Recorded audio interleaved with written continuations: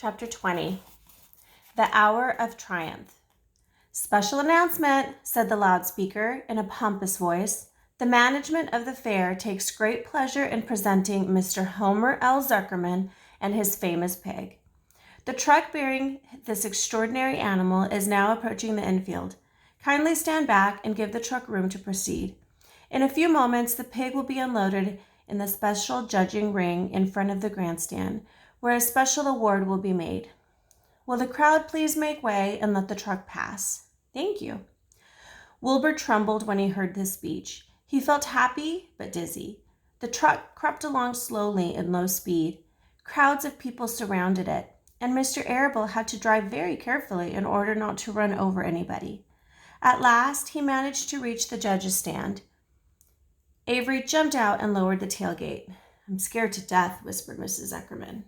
"Hundreds of people are looking at us." "Cheer up," replied Mrs. Arable. "This is fun." "Unload your pig, please," said the loudspeaker. "All together now, boys," said Mr. Zuckerman. Several men stepped forward from the crowd to help lift the crate. Avery was the busiest helper of all. "Tuck your shirt in, Avery," cried Mrs. Zuckerman, "and tighten your belt. Your pants are coming down." "Can't you see I'm busy?" replied Avery in disgust. "Look," cried Fern, pointing. "There's Henry." "Don't shout, Fern," said her mother, "and don't point."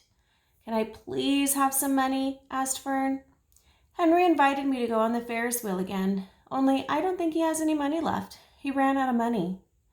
Mrs. Arable opened her handbag. "Here," she said. "Here's 40 cents. Now don't get lost, and be back at our regular meeting place by the pig pen very soon." Fern raced off, ducking and dodging through the crowd in search of Henry. "The Zuckerman pig is now being taken from his crate," boomed the voice of the loudspeaker.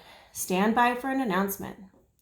Templeton crouched under the straw at the bottom of the crate. "What a lot of nonsense," muttered the rat. "What a lot of fuss about nothing." Over in the pig pen, silent and alone, Charlotte rested. Her two front legs embraced the egg sack. Charlotte could hear everything that was going on the loudspeaker. The words gave her courage. This was her hour of triumph. As Wilbur came out of the crate, the crowd clapped and cheered. Mr. Zuckerman took off his cap and bowed. Lurvy pulled his big handkerchief from his pocket and wiped the sweat from the back of his neck. Avery knelt in the dirt by Wilbur's side, busily stroking him and showing off. Mrs. Zuckerman and Mrs. Arable stood on the running board of the truck. "Ladies and gentlemen," said the loudspeaker, "we now present Mr. Homer L. Zuckerman's distinguished pig. The fame of this unique animal has spread to the far corners of the earth, attracting many valuable tourists to our great state. Many of you will recall that never-to-be-forgotten day last summer when the writing appeared mysteriously on the spider's web in Zuckerman's barn, calling the attention of all and sundry to the fact that this pig was completely out of the ordinary. This miracle has never been fully explained. Although learned men visited the Zuckerman pig to study and observe the phenomenon, in the last analysis, we simply know that we are dealing with supernatural forces here, and we should all feel proud and grateful. In the words of the spider's web, ladies and gentlemen, this is some pig."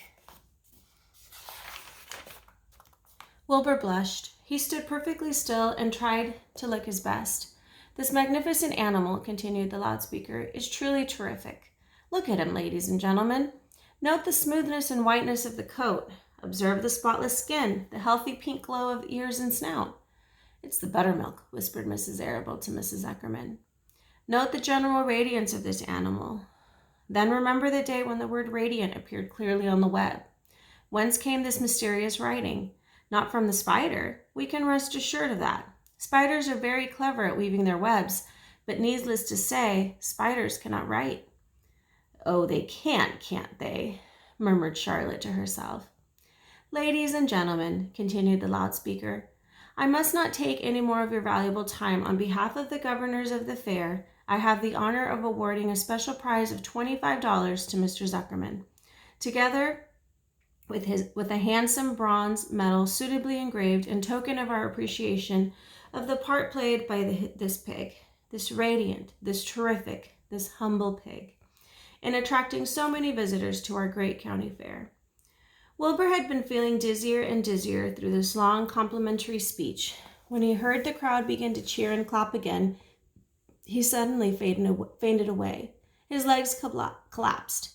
His mind went blank, and he fell to the ground unconscious. "What's wrong?" asked the loudspeaker. "What's going on, Zuckerman? What's the trouble with your pig?" Avery was kneeling by Wilbur's head, stroking him. Mr. Zuckerman was dancing about, fanning him with his cap. "He's all right," cried Mr. Zuckerman. "He gets these spells. He's modest and can't stand praise." "Well, we can't give a prize to a dead pig," said the loudspeaker. "It's never been done." "He isn't dead," hollered Zuckerman. "He's fainted.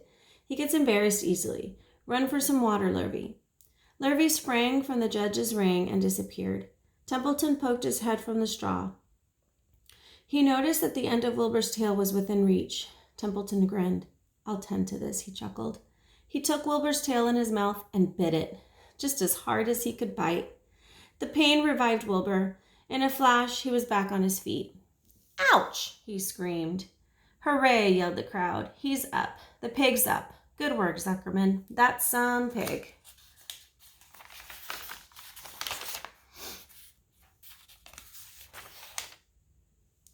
Everyone was delighted.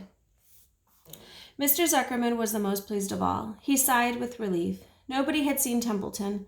The rat had done his work well. And now one of the judges climbed into the ring with the prizes. He handed Mr. Zuckerman $2 bills and a $5 bill. Then he tied the medal around Wilbur's neck. Then he shook hands with Mr. Zuckerman while Wilbur blushed. Avery put out his hand, and the judge shook hands with him too. The crowd cheered. A photographer took Wilbur's picture. A great feeling of happiness swept over the Zuckermans and the Arabelles. This was the greatest moment in Mr. Zuckerman's life. It is deeply satisfying to win a prize in front of a lot of people. As Wilbur was being shoved back into the crate, Lurvy came charging through the crowd, carrying a pail of water. His eyes had a wild look. Without hesitating a second, he dashed the water at Wilbur. In his excitement, he missed his aim, and the water splashed all over Mr. Zuckerman and Avery. They got soaking wet. "For goodness sake," bellowed Mr. Zuckerman, who was really drenched. "What ails you, Lurvy? Can't you see the pig is all right?" "You asked for water," said Lurvy meekly. "I didn't ask for a shower bath," said Mr. Zuckerman. The crowd roared with laughter. Finally, Mr. Zuckerman had to laugh too. And of course, Avery was tickled to find himself so wet.